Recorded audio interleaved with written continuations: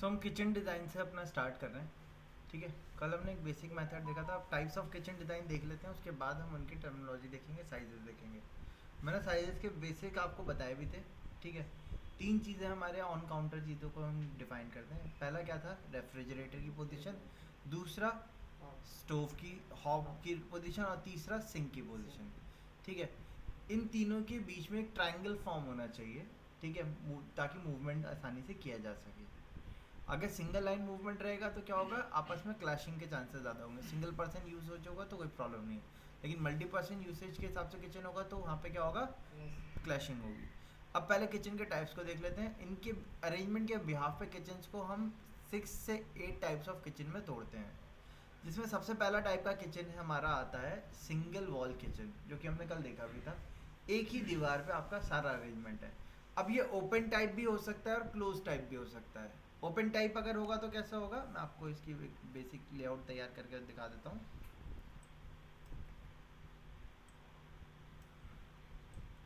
Suppose आपका ये hall है।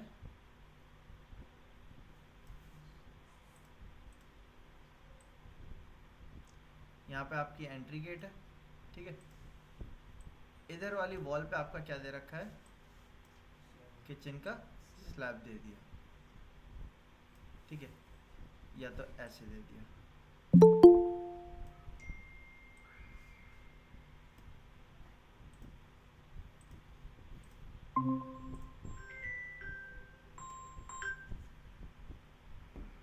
या तो ऐसे दे दिया।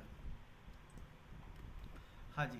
सो सिंगल स्लैब किचन में क्या होता है, ओपन भी हो सकता है, क्लोज भी हो सकता है। अब जैसे अगर ये हॉल है मान लो सपोज, तो हॉल में क्या हो सकता है, हमारा ओपन टाइप किचन चलेगा। जैसे आपको रेगुलर फ्लैट्स वगैरह में ओपन टाइप किचन ज़्यादातर देखने को मिलता है। ठीक है, यहाँ पे भी आप अगर पीजी में या फ्लैट्स में रह रहे होंगे तो आपको इसी टाइप का किचन देखने को मिलेगा। जैसे आपने एंटर किया, यहाँ पे एक दूसरा एक इधर की तरफ एक अटैच रूम होगा, ये हॉल होगा। इधर की तरफ फिर आपका वॉशरूम आ जाएगा, यहाँ बीच में लॉबी होगी, इसके पीछे आपका एक दूसरा रूम होगा। जनरल फ्लैट्स की अरेंजमेंट यहाँ पे इस तरीके से की जाती है ना। देखने को मिला नहीं मिला आपको इस तरीके का, ज़्यादातर ऐसे ही देखने को मिलता है हमें फ्लैट्स में या रेंटेड सिस्टम में। अब इसी में पीछे क्या करते हैं, यहाँ पे एक शाफ्ट दे देते हैं। वो शाफ्ट किचन के वेंटिलेशन के लिए भी काम करती है और वॉश आपके जो टॉयलेट्स हैं उनके वेंटिलेशन के लिए भी काम करती है। दोनों के लिए कॉमन प्रोसीजर रहता है हमारा, है ना। इस तरीके का अरेंजमेंट रहता है। तो एक बेडरूम ये हो जाता है आपका, एक बेडरूम ये वाला हो जाता है, और बीच में किचन, हॉल, डाइनिंग एरिया सब एक कॉमन कर देते हैं। ठीक है, तो ये हमारा किचन कैसे कहलाता है, open type kitchen. Single wall पे किचन दे दिया, इसको क्या कहा हमने, ओपन टाइप किचन। इसी की जगह पे हमारा एक एल टाइप किचन भी हो सकता है, जिसमें स्लैब हमारा इस तरीके से हो सकता है। ये हमारा एल टाइप किचन कहलाएगा।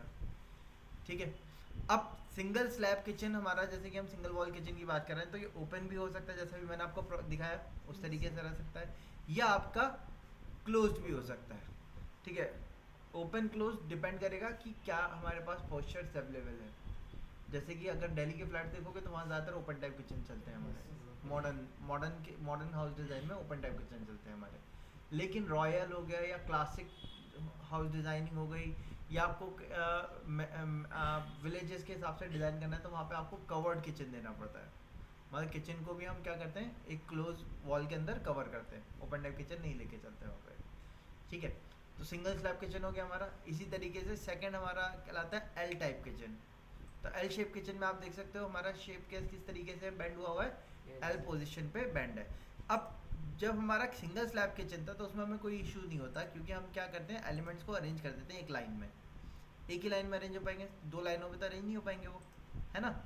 लेकिन एल टाइप किचन अगर हमारा होता है तो उसमें हमें प्रॉब्लम ये आती है कि किस चीज़ को कहाँ रखें।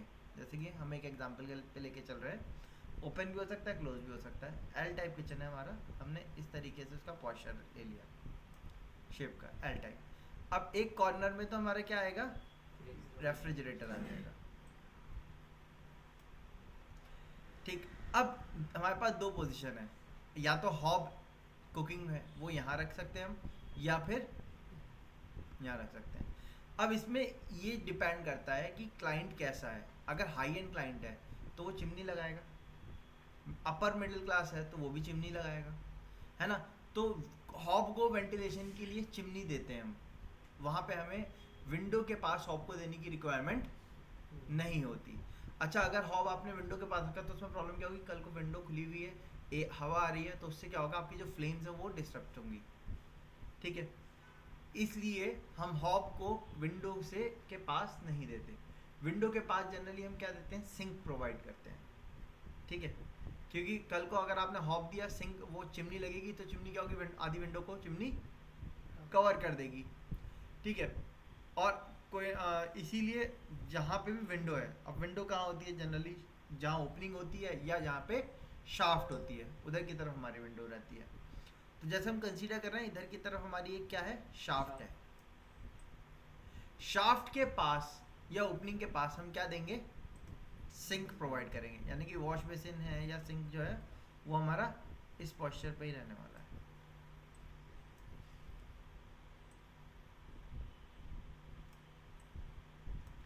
और यहाँ पे हमारी क्या आएगी फिर, हॉप आएगा। अब जब आप हॉप दे रहे हो तो आपको एक चीज़ इंश्योर करनी होती है कि ये जो गैप है ये कम से कम 30 इंचेस का, यानी कि 750 mm का गैप होना चाहिए। मिनिमम 600 से 750 mm का गैप। वो इसलिए क्योंकि अगर आपने इसे बिल्कुल अटैच करके बनाया, कल को कोई वर्क कर रहा है यहाँ पे, तो आप आपस में क्या होगा, दोनों में क्लैशिंग होगी। इसलिए 600 से 750 mm का मिनिमम स्टैंडर्ड गैप होना चाहिए। वैसे तो हम हॉब को कोशिश करते हैं कि किचन का जो सेंटर है ना वहाँ पे आए, यहाँ से यहाँ तक का डिस्टेंस और यहाँ से यहाँ तक का डिस्टेंस क्या होना चाहिए, इक्वल होना चाहिए। ठीक है, लेकिन हम इस रूल को हर बार फॉलो नहीं कर पाते। हमें ये एक चीज़ मैंडेटरी जो है वो इंश्योर करनी होती है कि साइड से गैप कितना हो, से 750 का गैप। ठीक है, ये कर सकते हैं। अब ये जो लेंथ है, ये मैंने आपको कल भी बताया था, ये हमारा सिंक जो होता है ये कम से कम कितने का लेते हैं हम, 750 mm का ये होगा, और 650 mm का ये वाला काउंटर होगा आपका। तो टोटल कितना हो जाएगा ये, 1400 mm। 1400 mm का ये वाला गैप हमारा होगा। मतलब ये स्लैब, शाफ्ट कितनी भी हो, शाफ्ट हो सकता है इतनी सी हो, है ना, वॉशरूम हो उसके बाद, अब जो भी चीज़ हो, बट हमें ये गैप कितना चाहिए, यहाँ से यहाँ तक ये वाला स्लैब कितना होना चाहिए, 1400 mm। 600 mm का ये वाला गैप होगा, 750 mm का हॉब भी होगा हमारा। अगर हम मिनिमम स्टैंडर्ड की बात करें तो हम इसको कट कर देते हैं, 600 mm का गैप ये हो गया, 650 mm का गैप ये वाला भी होगा हमारा। हम एक किचन की बात कर रहे हैं कि किचन बनाएंगे अगर एल टाइप तो कितना स्पेस की ज़रूरत पड़ेगी, 600 mm ये हो गया, इसके बाद देन 750 mm ये वाला हो गया, इसके बाद ये गैप भी कम से कम 600 से 750 mm हमारा होना ही चाहिए। तो हमने 600 mm ये वाला गैप ले लिया और 750 mm हमने ये वाला गैप ले लिया। 750 नहीं 800 ही कर लेते हैं हम टोटल। ठीक है, तो टोटल डिस्टेंस कितना हो गया हमारा, 650 then 600 then 750 then again 600 then again 800।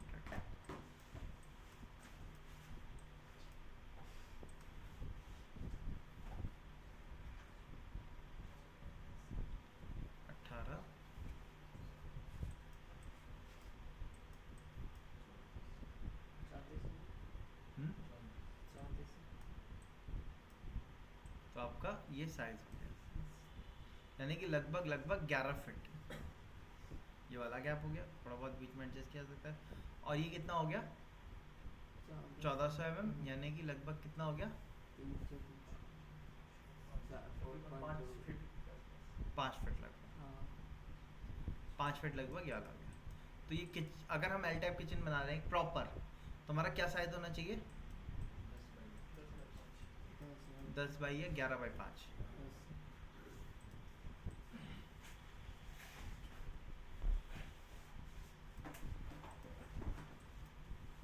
तो ये हमारा कौन सा किचन हो गया, एल टाइप किचन। ठीक है, तो इसको नोट कर लिएगा, एल टाइप किचन जो होता है हमारा, इसका साइज क्या होगा, ग्रेनाइट में। अब एल टाइप में ज़रूरी नहीं है फ्रिज आपका इधर कॉर्नर में हो, ऐसे भी हो सकता है यहाँ पे एंट्री के पास बस। अब ये कवर्ड है, क्लोज है, तो इस तरीके से। ओपन टाइप होता तो हमारा इस तरीके से रहता, जैसे हमने ये बनाया था, इसमें ये ओपन टाइप होता है ना। इसको क्या कहेंगे हम, एल टाइप किचन। हो गया L type kitchen. Single slab हमने लास्ट क्लास में एक्सप्लेन किया था, ठीक है। थर्ड टाइप किचन का आता है हमारा यू शेप किचन।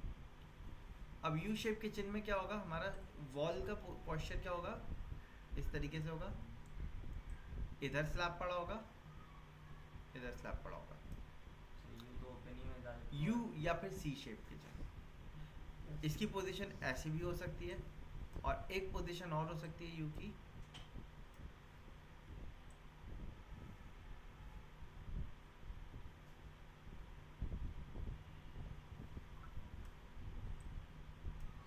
इस तरीके से, ठीक है। ये इस टाइप का किचन आपको याद हो, हमने एक प्लॉट बनाया था, प्लानिंग करी थी, एक छोटा सा प्लॉट था, उसमें हमने इस टाइप का किचन दिया था, याद है आपको नहीं? साइड से डोर दे दिया था। हाँ करेक्ट। अब इसको आप यू भी कह सकते हो, सी भी कह सकते हो, बट दोनों में डिफरेंस क्या होता है यू में और सी में? सर ये ओपन हो गया, मतलब ओपन दोनों होंगे सर, वॉल ये जनरली ओपन ही चलते हैं हमारे। सर इसका एक साइड ये होगा ना, क्या बोलते हैं? किसका एक साइड? ये जो प्रोवाइड किया है इसकी इसका तो एक जो स्लैब है वो पूरा एकदम ओपन साइड में काउंटर के लिए। दोनों चीज़ें हो सकती हैं, खैर उसमें भी ठीक है, ऐसा नहीं है। हो सकता है कि एक वॉल नहीं हो, इधर की तरफ आपका डाइनिंग वगैरह हो, तो काउंटर उस तरीके से हो, ठीक है। डिफरेंस क्या रहता है, सी शेप किचन में ना ये वाली लेंथ कम रहती है, बीच की लेंथ ज़्यादा रहती है, उसको हम सी बोल देते हैं। जैसे ये वाली लेंथ हमारी सपोज 10 फीट की हो गई, ये 10 फीट हो गया हमारा, और ये हमारी 16 फीट हो गई, ठीक है। तो इसको हम क्या कहेंगे, सी शेप किचन। इसमें क्या होगा, अपोजिट रहता है, ये साइज़ ज़्यादा होता है, जैसे ये 16 फीट हो गया,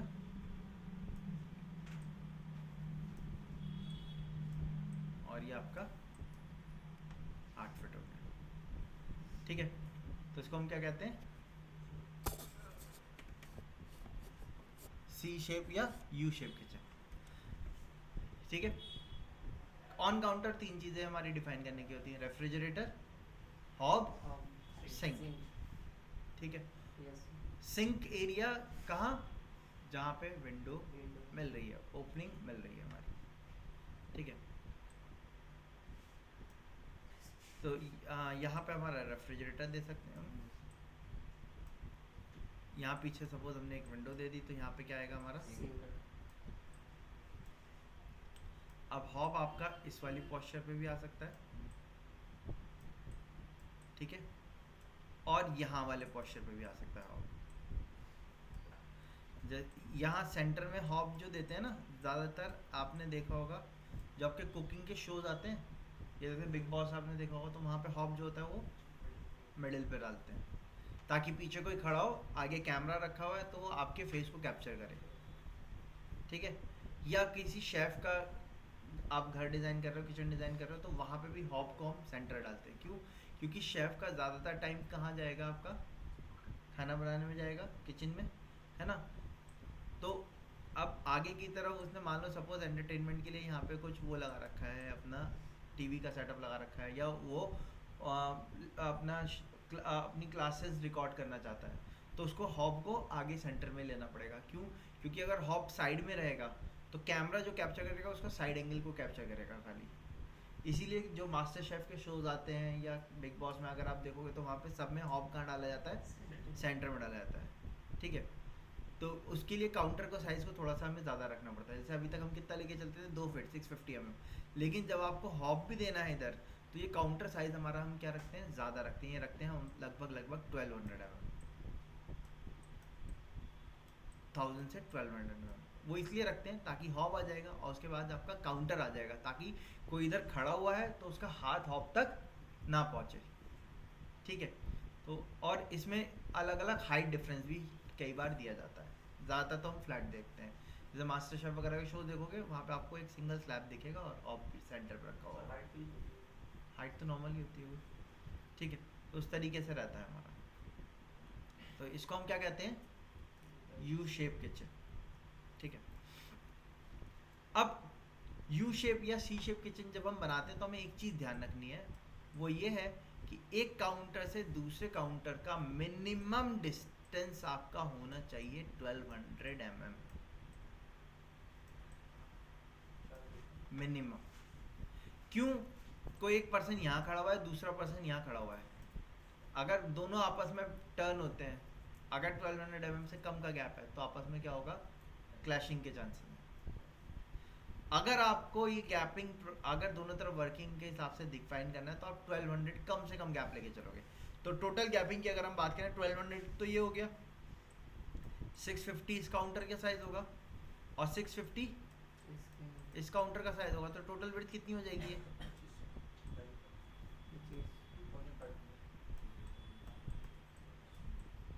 मिनिमम साइज। अब इससे ज़्यादा आप कितना भी रख सकते हो, आपकी मर्जी है। ठीक है, लेंथ फिर उसके हिसाब से डिफाइन करिएगा, फ्रिज कहाँ आ रहा है, सिंक कहाँ आ रहा है, उसके हिसाब से। अगर हम बात करें, हमारा फ्रिज आएगा एक रेफ्रिजरेटर, हॉब हमने यहाँ सेंटर में डाल दिया सपोज, सिंक हमने ये वाले एरिया में डाल दिया, तीनों चीज़ अलग हो गई, ट्रायंगल फॉर्मेट बन जाएगा हमारा, मूवमेंट के लिए बिल्कुल सही रहेगा। ये सिंक हो गया, ये हॉब हो गया। अब सिंक कॉर्नर में भी लग सकता है, सेंटर में लग सकता है। ठीक है, हम कंसिडर करें सिंक बिल्कुल कॉर्नर में लग रहा है। ये जनरली सी टाइप या यू टाइप किचन जो है ना, हम हाई एंड क्लाइंट या जॉइंट फैमिलीज होती हैं वहाँ पे देते हैं हम, ताकि ज़्यादा लोग एक बार में किचन में अकोमोडेट किए जा सके। तो सिंक का साइज़ जो हम लेंगे वो लगभग हमें 900 mm का लेना पड़ेगा। 900 mm का लेने के बाद सिंक के और उसके बीच में गैपिंग होगी कम से कम 750 mm का गैप हम ले लेते हैं। उसके बाद 650 mm का गैप ये वाला हो जाएगा। टोटल ऐड कर लिए कितना हो गया ये,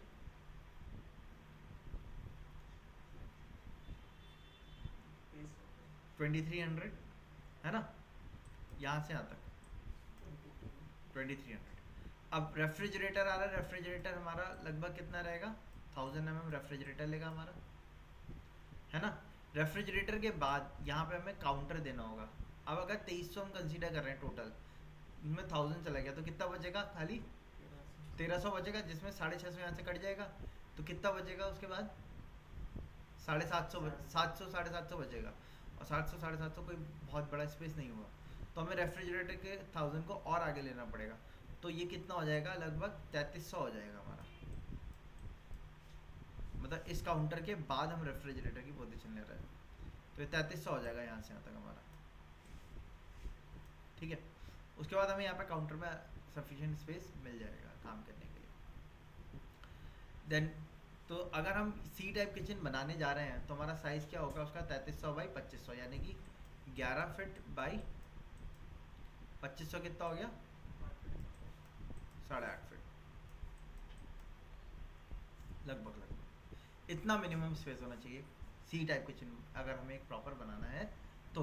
कम से कम स्पेस की बात कर रहे हैं, जितना बड़ा होगा उतना तो ज़्यादा स्पेशियस हम बना सकते हैं, लेकिन कम से कम हमारा इतना होना चाहिए।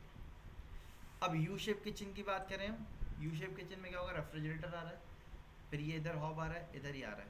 अब हॉब सेंटर में डालना है हम, तो ये दोनों तरफ हमें गैप जो लेना होगा कम से कम 1000 mm तक का हम गैप लेते हैं जनरली। ठीक है, इधर का गैप आप कम भी ले सकते हो, मैं 1000 का ही ले रहा हूँ, हॉब भी 1000 का। ठीक है, यहाँ से ये डिस्टेंस हमें लेना होगा लगभग 1200 mm का, ताकि ओपनिंग रहे, आने जाना इजी रहे। 650 mm का ये पीछे होगा, तो 3000 तो ये हो गए, फिर 1200 ये हुआ, 650 ये हुआ, तो ये कितना हो गया आपका। ठीक है, देन साइजिंग की बात करें, अब अगर हम हॉब इधर दे रहे हैं तो ये काउंटर को हमें थोड़ा बड़ा रखना पड़ेगा, मिनिमम भी रखें तो हम 1000 का गैप हमारे ये काउंटर का देना पड़ेगा हमें, तो 1000 ये हो गया। 1200 अब का मिनिमम गैप ये वाला हो जाएगा हमारा,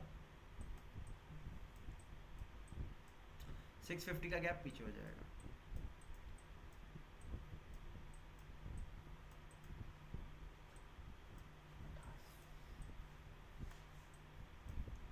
ठीक है, सो लगभग ये कितना हो गया हमारा,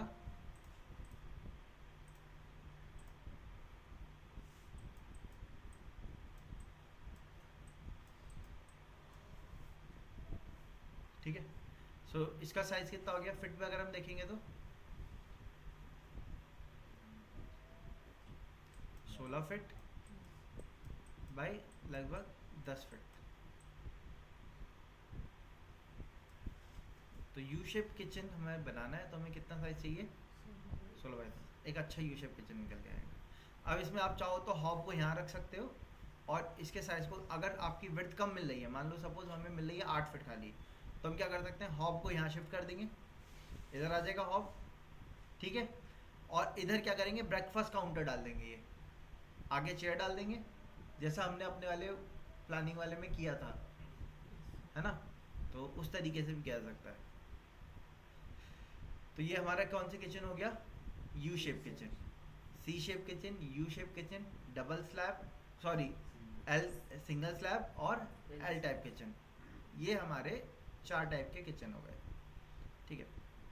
अच्छा अब अगर मान लो ये सब जो साइज है स्टैंडर्ड साइज है।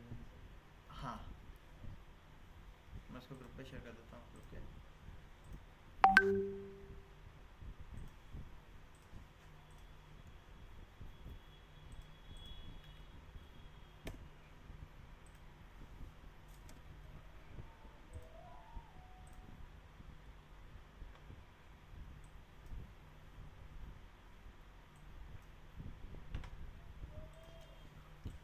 सपोज मैं आपको अब एक स्पेस दे रहा हूँ,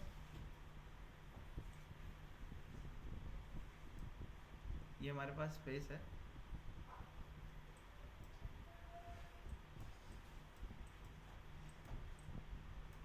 दस फीट बाई 12 फीट का, ठीक है। अब इसमें हमें अपना किचन सेटअप करना है।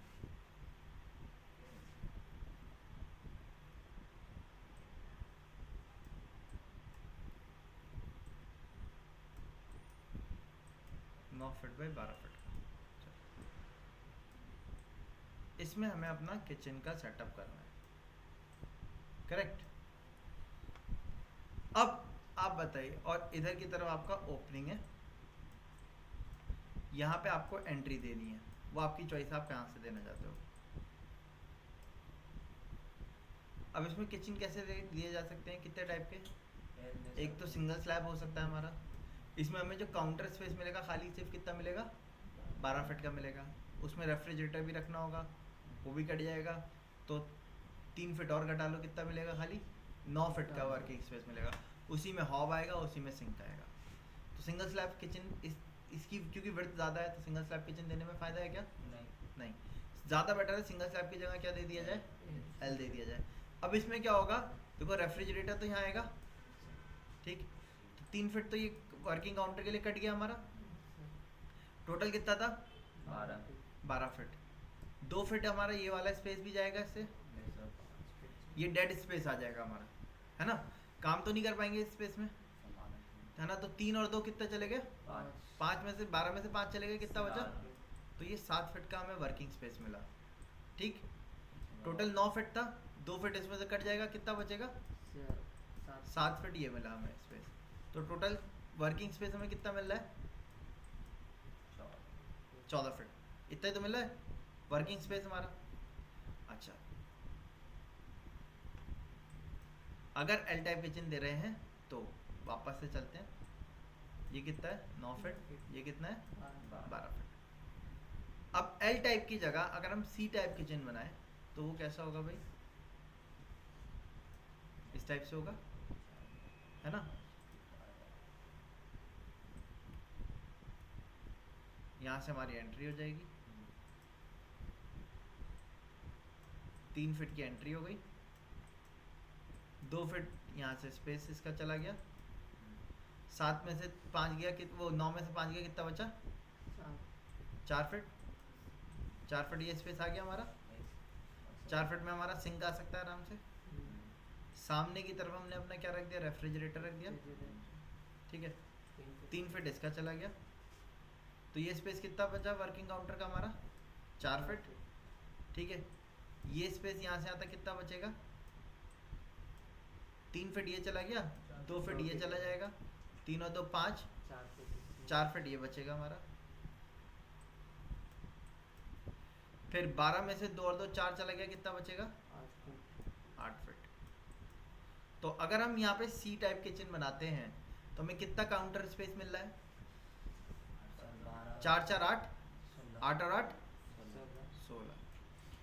और यहाँ कितना मिल रहा था? किस में ज़्यादा मिल रहा है? तो अगर हमारे पास कुछ इस तरीके से स्पेस आ रहा है तो उसमें एल टाइप बनाने में ज़्यादा फायदा होगा या सी टाइप बनाने में ज़्यादा फायदा होगा? C type. ठीक है, अब एक और कंडीशन लेते हैं।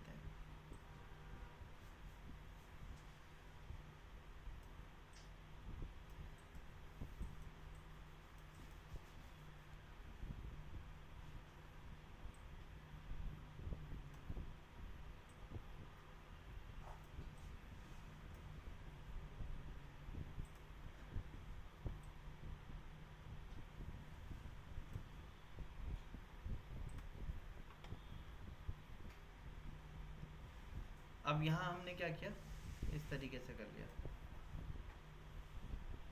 किचन, ठीक। सेंटर में ओपनिंग दी, यहाँ क्या आ जाएगा हमारा? रेफ्रिजरेटर। 3 फीट कट गया, 12 में से 3 का कितना बचेगा? 9 फीट इधर मिला, पूरा पूरा का पूरा मिल रहा है नहीं? यहाँ कितना मिल रहा है पूरा? टोटल कितना मिल रहा है इसमें फिर? 21 फीट काउंटर स्पेस मिल रहा है हमें। इस टाइप के किचन को हम कहते हैं पैरेलल स्लैब या डबल स्लैब किचन।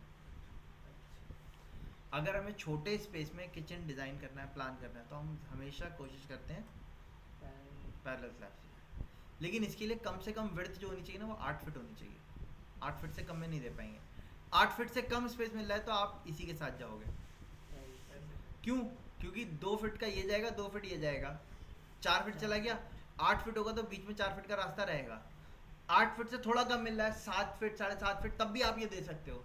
उसमें भी 3 फीट का आपको बीच में वॉकिंग स्पेस मिल जाएगा। लेकिन उससे भी छोटा हो गया तो ये नहीं दे पाएंगे। 7 फीट से 7.5 फीट से डाउन हो गया तो पैरेलल स्लैब नहीं देना है। पैरेलल स्लैब कब देना है? जब मिनिमम आपके पास स्टैंडर्ड कितना हो? 7.5 फीट 8 फीट मिलना हो तो आप दे सकते हो, ठीक है। और इसमें सबसे ज़्यादा हमें वर्किंग स्पेस देखने को मिलता है। अच्छा, कॉमर्शियल में भी हम इन्हीं टाइप के किचन्स को यूज़ करते हैं। इसमें फ़ायदा क्या होता है कॉमर्शियल्स में, कि आपके सेगमेंट्स को हम अलग अलग कर सकते हैं। जैसे एक तरफ कुकिंग होगी आपकी वेज की, दूसरी तरफ कुकिंग हो रही है आपकी नॉन वेज सेगमेंट की। तो हम कॉमर्शियल में भी ज़्यादातर क्या करते हैं, इन्हीं टाइप्स के किचन को यूज़ करते हैं पैरेलल स्लैब, ताकि दोनों में सेग्रीगेशन रखा जा सके, ठीक है। एक किचन और हो सकता है इसमें, यू शेप किचन आपका।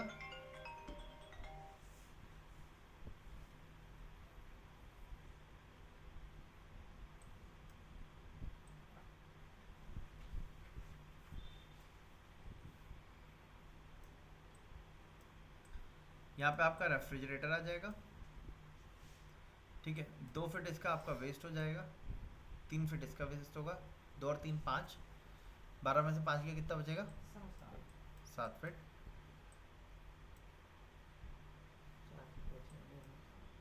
2 फीट इसका वेस्ट होगा और 5 फीट ये मिल जाएगा हमें, ठीक है। फिर 10 फीट ये मिलेगा हमें, तो ये कितना हो गया? 5 7 5 12, 12 और 10, इसमें 22 फीट मिल जाएगा हमें, है ना। तो आप इन दोनों टाइप के किचन को यूज़ कर सकते हो। अब अगर आगे की तरफ आपकी बालकनी है तो बालकनी में आने जाने के लिए डोर देना होगा, तो वहाँ पे आप ये अलग किचन लेके चलोगे। अगर बालकनी नहीं है, ओपनिंग है खाली, तो आप वहाँ पे स्लैब डाल के कवर कर सकते हो, ठीक है। सामने की तरफ आप सिंक या हॉब में से कोई एक चीज़ दे सकते हो। अब मैंने जैसे आपको बताया, आप हॉब भी डाल सकते हो, सेंटर में पड़ेगा। या आप चाहो तो विंडो के सामने क्या रख सकते हो, जनरली मैंने बताया था क्या रखते हैं हम, सिंक रखते हैं, ठीक है। क्योंकि सिंक में क्या होगा, पानी का काम होगा, पानी का जो आपका मॉइस्चर क्रिएट होगा पता वहीं होगा। और हॉब के लिए तो हम क्या देंगे, चिमनी देंगे, जहाँ से आपका वेपर्स को बाहर निकाल दिया जाएगा, ठीक है। तो हॉब आपका ये वाली वॉल पे इधर आ जाएगा, सामने सिंक आ जाएगा, इधर रेफ्रिजरेटर आ जाएगा।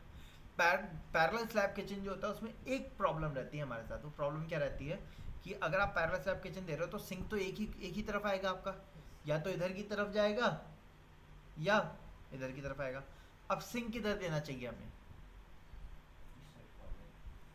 दोनों कॉर्नर हैं, दोनों ओपनिंग पे आ रहे हैं, किधर दिए? ये वाले पे या ये वाले पे?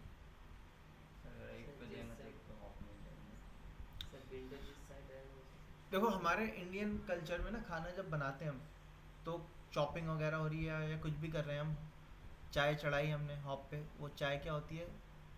स्पिल होती है, गिरती है ना? कभी ना कभी तो गिरती है। उसकी वजह से क्या होता है? काउंटर क्या हो जाता है? गंदा होता है। अब उसको क्लीन करना है तो क्या करना पड़ेगा हमें? पानी ड्रेन करना पड़ेगा, पानी साफ करना पड़ेगा। वो पानी किधर गिराएंगे हम? किधर सिंक में। तो सिंक किसके पास, किस वाले स्लैब के साथ होना चाहिए? 12 जहाँ हाँ वो पैरेलल स्लैब किचन में यही प्रॉब्लम रहती है कि एक सिंक तो एक ही तरफ वो दे सकते हैं, या तो इधर आएगा या इधर आएगा। अब जिधर भी आप सिंक दे रहे हो उस वाले काउंटर का तो पानी आप सिंक में डाल सकते हो, जिधर नहीं है उसके काउंटर का पानी आपको कहाँ ड्रेन करना पड़ेगा? फ्लोर में डालना पड़ेगा, फिर फ्लोर से साफ करना पड़ेगा। इसलिए जनरली हम सिंक कहाँ देते हैं? पैरेलल स्लैब किचन दे रहे हैं तो हॉब के वाले स्लैब में ही दे दिया जाता है। अब सी शेप किचन है तो मैंने क्यों कहा कि आप सिंक यहाँ रखो? सेंटर में सिंक होगा, यहाँ से क्लीनिंग करके इधर ट्रेन कर दिया, यहाँ से क्लीनिंग करके इधर ट्रेन कर दिया, दोनों तरफ से इजी बैठेगा हमारे। या सॉरी सी नहीं, यू शेप किचन। ठीक है, तो ये हमारे सिंपल किचन के टाइप्स थे। इसके बाद जो किचन है, दो फॉर्मेट होते हैं हमारे किचन के, उनको हम कहते हैं आइलैंड या पेनिनसुला टाइप किचन। ठीक है, ये किस तरीके से होते हैं? नीचे देखिए आप, ये पेनिनसुला किचन है। एल टाइप किचन दिया, उसके साथ एक काउंटर दे दिया हमने। अब ये ब्रेकफास्ट काउंटर हो सकता है या प्रिपरेटरी काउंटर भी हो सकता है। जैसे आपका जॉइंट फैमिली है, ठीक है, चॉपिंग वगैरह करनी है तो यहाँ पे आपने बैठ गए, चॉपिंग कर ली, या मास्टर शेफ वगैरह में भी आपने देखा होगा वहाँ जाता है इसी टाइप का एक बोर्ड दे देते हैं जहाँ पे आपका कुकिंग प्रिपरेशन कर ली उन्होंने। ठीक है, या आपका ब्रेकफास्ट काउंटर हो गया, जैसे आपने ब्रेकफास्ट करना है तो आपने किचन में ही यहाँ पे आपने बैठे ब्रेकफास्ट करा और बर्तन सिंक में डाले, चले गए।